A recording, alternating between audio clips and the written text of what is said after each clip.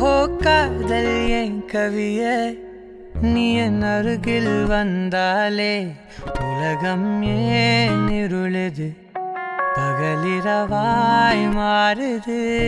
வளைவினில் எல்லாம் வளைந்து தொலைந்து போவேனே.